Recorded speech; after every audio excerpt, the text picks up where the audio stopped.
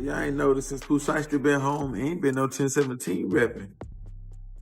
It ain't been no shouting out Gucci Man and I'm 1017 this and Gucci Man this and Gucci Man that. Ain't none of that. Pooh Shie, the greatest Memphis rapper who generated millions of streams and put 1017 records back on the map, just made a statement that sent shockwaves through the industry. After serving years behind bars, he came home to nothing from a label that promised him everything. And the man at the center of this betrayal, Gucci Mane himself. This isn't just another artist-label dispute. This is personal. This involves family, death, disrespect, and money. Lots of money. And if you think this is going to blow over quietly, you haven't been paying attention to how Memphis moves. Stay with me until the end of this video, because what I'm about to reveal shows exactly why the situation could explode into one of the biggest beefs in hip-hop. Let's break it down. To understand how we got here, you need to understand who Pooh Shiesty is and what he meant to 1017 records. Back in 2020, Pooh Shiesty wasn't just another snage. He was the future of Gucci Mane's label. His breakout hit, Back in Blood, featuring Lil Durk, became a cultural phenomenon, racking up hundreds of millions of streams and turning Pooh Shie into one of the hottest names in rap almost overnight. The Memphis rapper brought a raw, authentic street energy that resonated with fans across the country. His debut mixtape, Shiesty Season, went platinum, and suddenly 2017 Records was relevant again in ways it hadn't been in years. Pushy wasn't just making music. He was making Gucci Mane money. Serious money. But in October 2021, everything changed. Pooh Shiesty was arrested and eventually sentenced to 5 years in federal prison on firearms conspiracy charges. For most artists, that would be career suicide. Prison time kills momentum, kills buzz, kills relevance. But Pooh Shie, his star only grew brighter. Fans stayed loyal. His music continued to stream, and the anticipation for his release built to a fever pitch. During this time, Gucci Mane made public statements about how much he missed Pooh Shiesty, how he couldn't wait for him to come home, how 1017 was holding it down for their star artist. Gucci even went as far as dropping almost everyone else from the label roster, keeping only Pooh Shiesty and Figano. But as we're learning now, those public statements didn't match the private reality. Let's rewind to when everything seemed perfect. When Pooh Shiesty first signed to 1017 Records, it looked like a match made in hip-hop heaven. Gucci Mane, the legendary trap pioneer from Atlanta, linking up with the hungry young Memphis street rapper Pooh Shie, brought that raw, unfiltered energy that reminded people of early Gucci Mane. And Gucci provided the platform, the resources, and the industry connections. In those early days, Pooh Shiesty repped one hard. Every interview, every social media post, every song, he was shouting out the label. 2017, the label man. Gucci Mane, the GOAT. Big 1017. He wore the chain with pride. He talked about Gucci Mane like a mentor, like family. The loyalty was real, or at least it seemed that way. And why wouldn't it be? Gucci Mane had given him the opportunity of a lifetime. Before 1017, Pooh Shie was just another talented street rapper from Memphis trying to make it. After signing, he was performing at major venues, getting features from industry heavyweights, and seeing his face on billboards. The partnership was working. But here's what most people don't realize. Even before Pooh Shiesty went to prison, there were already cracks forming in the relationship. Industry insiders were whispering about contract disputes, about Pooh Shiesty feeling like he wasn't getting his fair share, about tension behind the scenes. Nothing public, nothing dramatic, just the kind of business disagreements that happen in every label relationship. Fast forward to 2025, and Pooh Shie is finally coming home. The hip-hop world is watching, waiting to see what happens next. Will he pick up where he left off? Will 2017 give him the red carpet treatment? Will Gucci Mane show up with jewelry, money, and a plan to take over the industry? The answer apparently was none of the above. Shortly after his release, Pooh Shiesty made a post on social media that got everyone talking. He said that when he came home from prison, no label, no rappers, no friends really looked out for him. just his family and his day ones. Now, he didn't name names directly, but come on, we all know who he's talking about. When you're signed to 1017 Records and you say no label looked out, there's only one label that could be. But why? According to sources close to the situation, it all comes down to money, specifically contract negotiations. See, when Pooh Shiesty went to prison, he was operating under his original deal with 1017. But when he came home, that contract was up for renewal. And this is where things get interesting. Pooh Shiesty went into prison as a hot new artist with one successful project. He came out as a certified star with platinum album, a massive fan base, and more buzz than ever. His value had skyrocketed. Any label executive with sense would recognize that and adjust the contract accordingly. But apparently Gucci Mane didn't see it that way. Word on the street is that when it came time to renegotiate, Gucci Mane was offering numbers that were way below what Pooh Shiesty was worth. We're talking about lowball offers that didn't reflect the streams, the cultural impact, or the earning potential. It was like Gucci Mane was trying to lock Pooh Shiesty into the same type of deal he had as an unknown artist. Even though he was now a proven commodity, Pooh Shiesty, to his credit, wasn't having it. He knows his worth now. He's seen the numbers. He's felt the love from the fans, and he understands a business better than he did as a young artist just trying to get on. So, when Gucci Mane came with those weak numbers, Pooh Shiesty pushed back, and that's when the relationship really started to fall apart.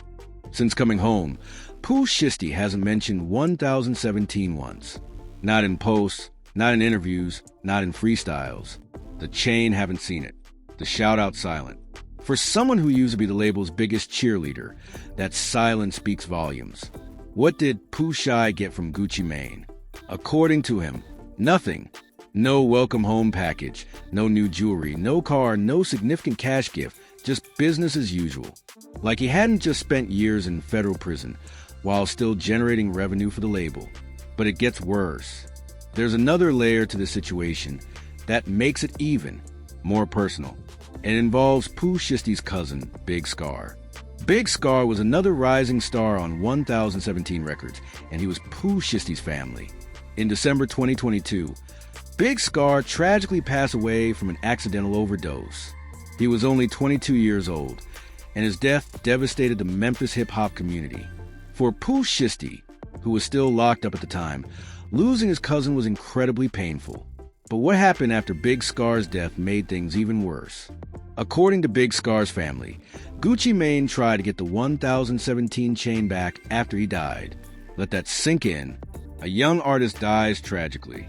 And instead of supporting the family, instead of helping with funeral costs, instead of showing respect, the focus was on getting the chain back.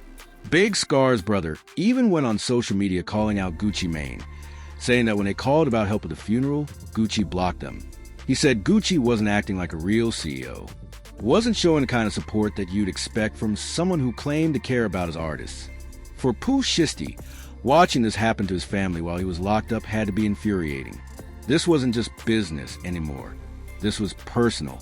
This was about how Gucci Mane treated his blood, his cousin, his family, and it showed Pushy exactly what kind of person he was really dealing with. Now, here's where the situation gets even more complicated. Even if Pooh Shiesty wanted to reach out to Gucci Mane directly, even if he wanted to have a real conversation about all of this, he can't. Why? Because Gucci Mane's wife, Ka Kaware, controls everything. Multiple sources have confirmed that Kisha runs Gucci Mane's Instagram, controls his phone, and basically manages all of his communications. If you want to talk to Gucci Mane, you have to go through her first. She sees the DMs. She monitors the calls. She decides who gets access. Now, some people might say that's just a wife looking out for her husband, but in the music industry, that's a problem. Artists need to be able to communicate directly with their label head. They need to be able to have private conversations about business, about creative direction, about personal issues. When there's always a third party involved, especially one who might have their own agenda, it creates barriers. For Pooh Shiesty, this means that even if he wanted to address his issues with Gucci Mane Mando Man, he'd have to go through Kishia. And based on how things have played out, it's clear that's not a productive path. Here's the cold hard truth that Pooh Shiesty has realized.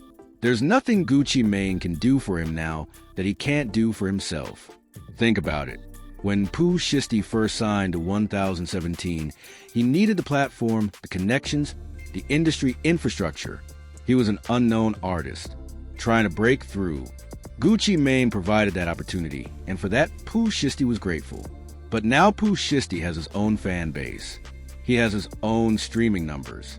He has his own brand recognition. He's proven that he can generate hits and move units. What exactly does he need 17 for at this point? Distribution. He can get that from any major label or even go independent with the right team. Marketing. His name alone generates buzz. He doesn't need 17's marketing machine. Features. Artists want to work with him because of who he is, not because of his label affiliation. The power dynamic has completely shifted. Pooh Shiesty isn't the hungry young artist anymore. He's a proven star who did time and came out with even more credibility and buzz. He holds the cards now. And Gucci Mane trying to lowball him on a contract renewal shows that Gucci either doesn't understand that or doesn't care. This is why Pooh Shy is willing to walk away. This is why he's not repping 1017 anymore. This is why the relationship has soured, because he's realized that staying with Gucci Mane means accepting less than he's worth, and he's not willing to do that. And if Pooh Shiesty does go there, how will Gucci Mane respond? Will he try to defend himself? Will he fire back with his own diss tracks? Or will he try to smooth things over and repair the relationship? If this turns into a public beef, it could seriously damage 1017 records. What other artist is going to want to sign there if they see how Pooh Shiesty was treated? Who's going to trust Gucci Mane to have their back if he couldn't even support his biggest star when he came home from prison? The stakes are high for both sides. For Pooh Shiesty, this is about respect and getting what he's worth. For Gucci Mane, this is about his legacy and the future of his label. This situation also highlights a bigger problem in the music industry: how labels treat artists, especially young artists who don't fully understand the business when they first sign. Pushy signed to 1017 when he was hungry, when he needed the opportunity, when he would have agreed to almost anything just to get his foot in the door. That's how most artists start out. But as they grow, as they learn the business, as they see their real value, those early contracts start to feel like chains. The smart labels recognize this and adjust. Accordingly, they renegotiate in good faith. They show appreciation for the artist's growth. They build long-term relationships based on mutual respect and fair compensation. The labels that don't do this, they lose their best artists and develop reputations as places to avoid. Right now, 1017 Records is at risk of becoming the latter. If Gucci Mane can't repair this relationship with Pooh Shiesty, if he can't show that he values his artists and treats them fairly, then 1017 is going to struggle to attract top talent going forward. And let's be real, without Pooh Shiesty, who does 1017 have? Fugo is still dealing with legal issues. Most of the other artists have been dropped or left. Pooh Shiesty was a franchise, and if he walks away, what's left? This is a critical moment for Gucci Mane. He can either step up, make things right, and show that he's a label head who takes care of his artists, or he can let the situation spiral and watch his label's reputation crumble. When you look at the whole picture, it's clear that the relationship between Pooh Shiesty and Gucci Mane has reached a breaking point. What started as a promising partnership has deteriorated into a situation filled with resentment, disrespect, and broken trust. Pushy came home from prison, expecting support from the label he helped build. Instead, he got lowball contract offers silenced and watched as his cousin's family was disrespected after Big Scar's death. That's not how you treat family, and it's definitely not how you treat your biggest star. Now Pooh Shiesty is making it clear that he's done playing games. He's not repping 1017 anymore. He's not shouting out Gucci Mane, and he's letting the world know that nobody looked out for him when he came home. That's a powerful statement, and it's one that could have serious consequences. The question now is whether this stays as subliminal tension or escalates into something bigger. Will Pooh Shiesty address this directly in his music? Will Gucci Mane respond? Will this turn into one of hip-hop's next major beefs? Only time will tell, but one thing is certain. The loyalty that once existed between Pooh Shiesty and Gucci Mane is gone. And in hip-hop, once that trust is broken, it's almost impossible to get back. What do you think about this situation? Do you think Pooh Shiesty is justified in how he feels? Should Gucci Mane have done more to support him when he came home? Drop your thoughts in the comments below. And if you want to stay updated on how this situation develops, make sure you subscribe and hit that notification bell. This story is far from over, and you don't want to miss what happens.